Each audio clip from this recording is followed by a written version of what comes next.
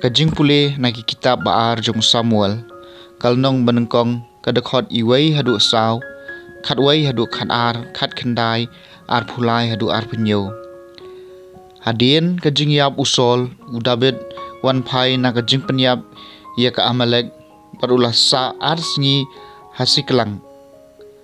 Hakasengi ka balai, way ubriu, kijain pong jong u ki balakat bat baro shikli dau kendau sudah. Ulawan poi na jaka darau sol. Tang shu poi khmat udabit. Uladem hadu kendeu bat ngo ya u. Udabit ula keli ya u. Nang no piwan. Te ula jubab ya u. Ngalaher yap nakadara ki Israel. Nang tau udabit ula keli ya u. Laja akum no. Hayatho ya nga. Utau lau jubab. Kipat kila pet nakatma. Bat bun ba kila kelon yam. Usol bat u Jonathan ukon jong uru kilayap. Udabet ula shem ki jan balo kat ki bat ki breu baro ki adon bat u kilale kumju. Te kila sungsi bat kilayayam.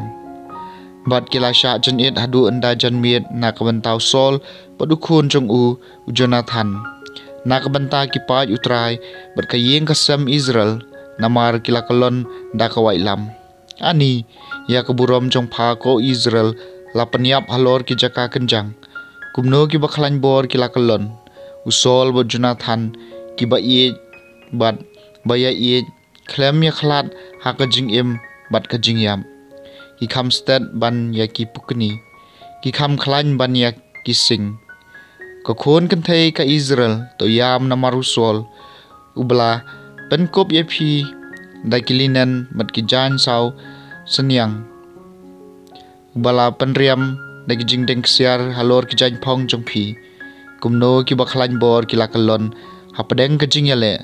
Jonathan latia palasya penyap halor ki jaka ki bakenjang.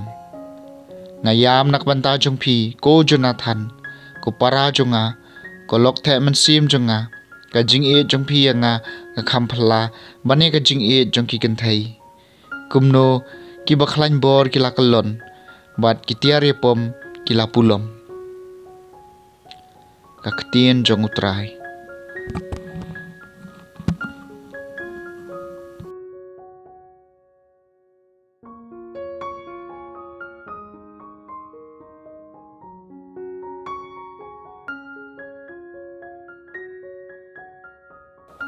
Kajing pule naga gospel katkum Markus kalnong balai kadekon arpau hadu arpuway.